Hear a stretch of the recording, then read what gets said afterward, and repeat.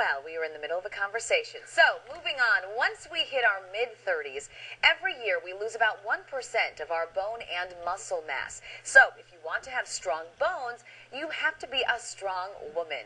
Back with us today is the fitness nomad after a short hiatus. It's John Ashworth here to explain and show us how to achieve success. So good to see you. Good to see you, Lee. Why do we need to maintain our bone and muscle mass?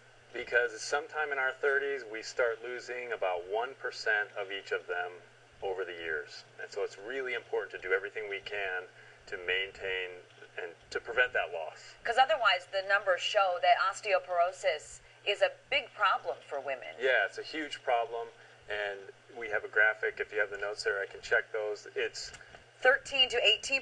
13 to 18% of half of all 50-year-old women are 50% body fat. 13 to 18% have osteoporosis, and 37 to 50% have osteopenia, which is the precursor to osteoporosis. So it's a big problem. And you say the numbers are preventable. The best way to do that is a strength training program, and there's increasing research to support that. We've already kind of heard that. Right. What surprised you the most in doing research?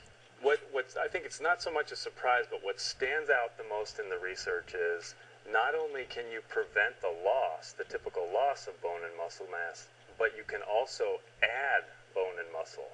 So instead of losing 1%, you can also add up to 2.5% of bone and muscle. So it's kind of a double whammy there. And one of the things I read is that women are not lifting enough weight. Right. So one of the most important things you can do as a woman is train harder, to work harder.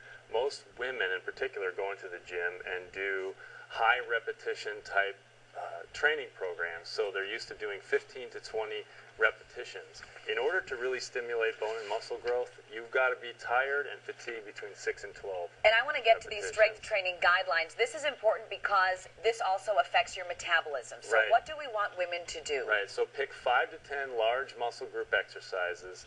Keep the repetition range in a 6 to 10 RM, which means the maximum amount of weight that you can lift with good technique is 6 to 10. And then a rest. 1 to 3 sets.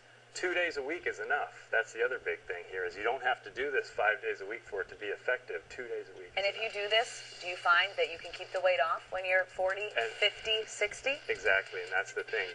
Doing this will help maintain your metabolism and will help prevent that weight gain that comes as you continue to get older. So important. John, thank you so much. It's so great to see you. Yeah. If you would like to read John's blog on how to maintain those two most precious assets in your life, log on to our web channel and click on news links. Also, he's moved downtown, so you'll want to go online and check that out. I will also post a link to the 3 studies that John researched on Newslinks. We'll be right back.